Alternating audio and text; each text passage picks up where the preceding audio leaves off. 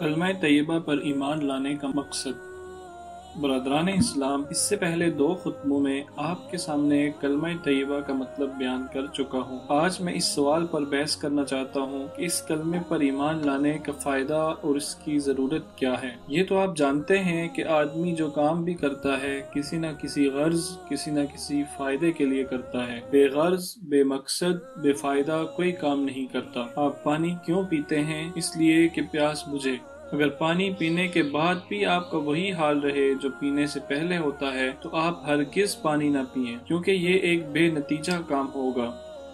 आप खाना क्यों खाते हैं? इसलिए कि भूख रफा हो और आप में जिंदा रहने की ताकत पैदा हो। अगर खाना खाने और न खाने का नतीजा एक ही हो तो आप यही कहेंगे कि ये बिल्कुल एक फजूल काम है। बीमारी में आप दवा क्यों पीते हैं? इसलिए कि बीमारी दूर हो जाए और तंदुरुस्ती हासिल हो। अगर दवा पी कर भी बीमार का वही हाल हो जो दवा पीने से पहले था तो आप यही कहेंगे कि ऐसी दवा पीना बेकार है। आप ज़राअत में क्यों इतनी मेहनत करते हैं? इसलिए कि ज़मीन से गल्ला और फल और तरकारियां पैदा हों। अगर बीज बोने पर भी ज़मीन से कोई चीज़ ना उगती तो आप हल चलाने और तुखम रेजी करने और पानी देने में इतनी मेहनत हरगिज़ न करते। गर्ज आप दुनिया में जो काम भी करते हैं इसमें ज़रूर कोई ना कोई मकसद होता है। अगर मकसद हासिल हो तो आप कहते हैं कि काम ठीक हुआ। अगर मकसद हासिल ना हो तो आप कहते हैं कि काम ठीक नहीं हुआ। इस बात को जहन में रखिए और मेरे एक एक सवाल का जवाब देते जाइए।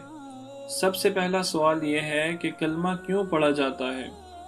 इसका जवाब आप इसके सिवा और कुछ नहीं दे सकते कि कलमा पढ़ने का मकसद ये है कि काफिर और मुसलमान में फ़र्क हो जाए। अब मैं पूछता हूँ कि फ़र्क होने का क्या मतलब है? क्या इसका ये मतलब है कि काफिर की 2 आंखें होती हैं तो मुसलमान की 4 आंखें हो जाएं, या काफिर का 1 सर होता है तो मुसलमान के 2 सर हो जाएं? आप कहेंगे कि इसका ये मतलब नहीं है। फ़र्क होने का मतलब ये है कि काफिर के इंजाम और मुसलमान के इंजाम में फ़र्क हो। काफिर का इंजाम ये है कि आखिरत में वो खुदा की रहमत से महरूम हो जाए और नाकाम और नामुराद हो, और मुसलमान का इंजाम ये है कि खुदा की खुशनुदी इसे हासिल हो और आखिरत में वो कामयाब और बामुराद रहे। मैं कहता हूँ कि ये जवाब आपने बिल्कुल ठीक दिया, मगर मुझे ये बताइए कि आखिरत क्या चीज़ है? आखिरत की नाकामी और नामुरादी से क्या मतलब है, और वहाँ कामयाब और बामुराद होने का मतलब क्या है? जब तक मैं इस बात को न समझ लूँ उस वक्त तक आगे नहीं बढ़ सकता। इस सवाल का जवाब आपको देने की ज़रूरत नहीं, इसका जवाब पहले ही दिया जा चुका है कि दुनिया मज़राअतुल आखिरा। दुनिया और आखिरत दोनों अलग अलग चीज़ें नहीं हैं, बल्कि एक ही सिलसिला है जिसकी इब्तदा दुनिया है और इंतहा आखिर। इन दोनों में वही ताल्लुक है जो खेती और फसल का होता है। आप ज़मीन में हल जोतते हैं, फिर बीज बोते हैं, फिर पानी देते हैं, फिर खेती की देखभाल करते रहते हैं यहाँ तक कि फसल तैयार हो जाए, और इसको काट कर आप साल भर तक मज़े से खाते रहते हैं। आप ज़मीन में जिस चीज़ की काश्त करेंगे इसी की फसल तैयार होगी। गेहूँ बोएंगे तो गेहूँ पैदा होगा, कांटे बोएंगे तो कांटे ही पैदा होंगे, कुछ न बोएंगे तो कुछ न पैदा होगा।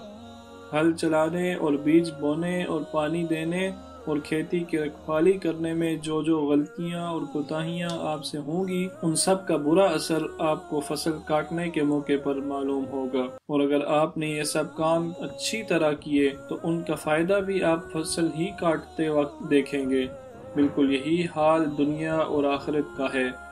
दुनिया एक खेती है। इस खेती में आदमी को इसलिए भेजा गया कि अपनी मेहनत और अपनी कोशिश से अपने लिए फसल तैयार करे। पैदाइश से लेकर मौत तक के लिए आदमी को इस काम की मोहलत दी गई है। इस मोहलत में जैसी फसल आदमी ने तैयार की है वैसी ही फसल वो मौत के बाद दूसरी जिंदगी में काटेगा, और फिर जो फसल वो काटेगा इसी पर आखिरत की जिंदगी में उसका गुजर बसर होगा। अगर किसी ने उम्र भर दुनिया की खेती में अच्छे फल बोए हैं और उनको खूब पानी दिया है और उनकी खूब रखवाली की है तो आखिरत की जिंदगी में जब वो कदम रखेगा तो अपनी मेहनत की कमाई एक सरसब्ज और शादाब बाग की सूरत में तैयार पाएगा, और इसे अपनी इस दूसरी जिंदगी में फिर कोई मेहनत न करनी पड़ेगी, बल्कि दुनिया भर की मेहनत करके जो बाग उसने लगाया था इसी बाग के फलों पर आराम से जिंदगी बसर करेगा।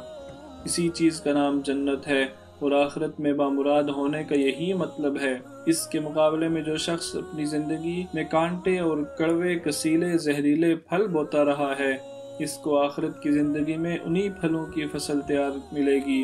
وہاں پھر اس کو دوبارہ اتنا موقع نہیں ملے گا کہ اپنی اس حماقت کی تلافی کر سکے اور اس خراب فصل کو جلا کر دوسری اچھی فصل تیار کر سکے۔ پھر تو اس کو آخرت کی ساری زندگی اسی فصل پر بسر کرنی ہوگی جسے وہ دنیا میں تیار کر چکا ہے۔ جو کانٹے اس نے بوئے تھے انہی کے بستر پر اسے لیٹنا ہوگا، جو کڑوے کسیلے زہریلے پھل اس نے اگائے تھے وہی اس کو کھانے پڑیں گے۔ یہی مطلب ہے آخرت میں ناکام و نامراد ہونے کا۔ آخرت کی یہ شرح جو میں نے بیان کی ہے، حدیث اور قرآن سے بھی یہی شرح ثابت ہے۔ اس سے معلوم ہوا کہ آخرت کی زندگی میں انسان کا ناکام و نامراد ہونا اور اس کے انجام کا اچھا یا برا ہونا دراصل نتیجہ ہے دنیا کی زندگی میں اس کے عمل اور علم کی صحیح یا غلط ہونے کا۔ یہ بات جب آپ نے سمجھ لی تو ساتھ ہی ساتھ یہ بات خود بخود سمجھ آ جاتی ہے کہ مسلمان اور کافر کے انجام کا فرق یوں ہی بلا وجہ نہیں ہو جاتا۔ دراصل انجام کا فرق آغاز ہی کے فرق کے نتیجہ ہے۔ جب تک دنیا میں مسلمان اور کافر کے علم و عمل کے درمیان فرق نہ ہوگا، آخرت میں بھی ان دونوں کے انجام کے درمیان فرق نہ ہوگا۔ یہ کسی طرح ممکن نہیں ہے کہ دنیا میں ایک شخص کا علم اور عمل وہی ہو جو کافر کا علم و عمل ہے، اور پھر آخرت میں وہ اس انجام سے بچ جائے جو کافر کا انجام ہوتا ہے۔ اب پھر وہی سوال پیدا ہوتا ہے کہ کلمہ پڑھنے کا مقصد کیا ہے؟ پہلے آپ نے اس کا جواب یہ دیا تھا کہ کلمہ پڑھنے کا مقصد یہ ہے کہ کافر کے انجام اور مسلمان کے انجام میں فرق ہو۔ اب انجام اور آخرت کی تشریح جو آپ نے سنی ہے، اس کے بعد آپ کو اپنے جواب پر پھر غور کرنا ہوگا۔ اب آپ کو یہ کہنا پڑے گا کہ کلمہ پڑھنے کا مقصد دنیا میں انسان کے علم اور عمل کو درست کرنا ہے تاکہ آخرت میں اس کا انجام درست ہو۔ یہ کلمہ انسان کو دنیا میں وہ باغ لگانا سکھاتا ہے جس کے پھل آخرت میں اس کو توڑنے ہیں۔ اگر آدمی اس کلمہ کو نہیں مانتا تو اس کو باغ لگانے کا طریقہ ہی معلوم نہیں ہو سکتا، پھر وہ باغ لگائے گا کس طرح اور آخرت میں پھل کس چیز کا توڑے گا۔ اور اگر آدمی اس کلمہ کو زبان سے پڑھ لیتا ہے مگر اس کا علم بھی وہی رہتا ہے جو نہ پڑھنے والے کا علم تھا، اور اس کا عمل بھی وہی رہتا ہے جیسا کافر کا عمل تھا، تو آپ کی عقل خود کہے گی کہ ایسا کلمہ پڑھنے سے کچھ حاصل نہیں۔ کوئی وجہ نہیں کہ ایسے شخص کا انجام کافر کے انجام سے مختلف ہو۔ زبان سے کلمہ پڑھ کر اس نے خدا پر کوئی احسان نہیں کیا ہے کہ باغ لگانے کا طریقہ بھی وہ نہ سیکھے، باغ لگائے بھی نہیں، ساری عمر کانٹے ہی بوتا رہے، اور پھر بھی آخرت میں اس کو پھولوں سے لدا ہوا لہلہاتا باغ مل جائے۔ جیسا کہ میں کئی مثالیں دے کر بیان کر چکا ہوں، جس کام کے کرنے اور نہ کرنے کا نتیجہ ایک ہو وہ کام فضول اور بے معنی ہے۔ جس دوا کو پینے کے بعد بھی بیمار کا وہی حال رہے جو پینے سے پہلے تھا، وہ دوا در حقیقت دوا ہی نہیں ہے۔ بالکل اسی طرح اگر کلمہ پڑھنے والے آدمی کا علم اور عمل بھی وہی کا وہی رہے جو کلمہ نہ پڑھنے والے کا ہوتا ہے، تو ایسا کلمہ پڑھنا محض بے معنی ہے۔ جب دنیا میں کافر اور مسلم کی زندگی میں فرق نہ ہوا تو آخرت میں ان کے انجام میں فرق کیسے ہو سکتا ہے؟ اب یہ سوال سامنے آتا ہے کہ وہ کون سا علم ہے جو کلمہ طیبہ انسان کو سکھاتا ہے، اور اس علم کو سیکھنے کے بعد مسلمان کے عمل اور کافر کے عمل میں کیا فرق ہو جاتا ہے؟ دیکھیے، پہلی بات جو اس کلمے سے آپ کو معلوم ہوتی ہے وہ یہ ہے کہ آپ اللہ کے بندے ہیں اور کسی کے بندے نہیں ہیں۔ یہ بات جب آپ کو معلوم ہو گئی تو خود بخود آپ کو یہ بات بھی معلوم ہو گئی کہ آپ جس کے بندے ہیں دنیا میں آپ کو اسی کی مرضی کے مطابق عمل کرنا ہے، کیونکہ اس کی مرضی کے خلاف اگر آپ چلیں گے تو یہ اپنے مالک سے بغاوت ہوگی۔ اس علم کے بعد دوسرا علم آپ کو کلمہ طیبہ سے یہ حاصل ہوتا ہے کہ حضرت محمد صلی اللہ علیہ وسلم اللہ کے رسول ہیں۔ یہ بات جب آپ کو معلوم ہو گئی تو اس کے ساتھ ہی یہ بات بھی خود بخود معلوم ہو گئی کہ اللہ کے رسول نے دنیا کی کھیتی میں کانٹوں اور زہریلے پھلوں کے بجائے پھولوں اور میٹھے پھلوں کا باغ لگانا کس طرح سکھایا ہے۔ اسی طرح آپ کو باغ لگانا چاہیے۔ اگر آپ اس طریقے کی پیروی کریں گے تو آخرت میں آپ کو اچھی فصل ملے گی، اور اگر آپ اس کے خلاف عمل کریں گے تو دنیا میں کانٹے بوئیں گے اور آخرت میں کانٹے ہی پائیں گے۔ یہ علم حاصل ہونے کے بعد لازم ہے کہ آپ کا عمل بھی اس کے مطابق ہو۔ اگر آپ کو یقین ہے کہ ایک دن مرنا ہے اور مرنے کے بعد پھر ایک دوسری زندگی ہے، اور اس زندگی میں آپ کو اسی فصل پر گزر کرنا ہوگا جسے آپ اس زندگی میں تیار کر کے جائیں گے، تو پھر یہ ناممکن ہے کہ آپ حضرت محمد صلی اللہ علیہ وسلم کے بتائے ہوئے طریقے کو چھوڑ کر کوئی دوسرا طریقہ اختیار کر سکیں۔ دنیا میں آپ کھیتی باڑی کیوں کرتے ہیں؟ اسی لیے کہ آپ کو یقین ہے کہ اگر کھیتی باڑی نہ کی تو غلہ پیدا نہ ہوگا، اور نہ غلہ پیدا نہ ہوا تو بھوکے مر جائیں گے۔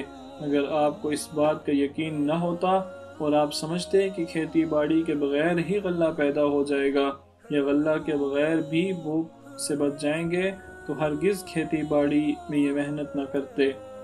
بس اسی پر اپنے حال کو قیاس کر لیجئے۔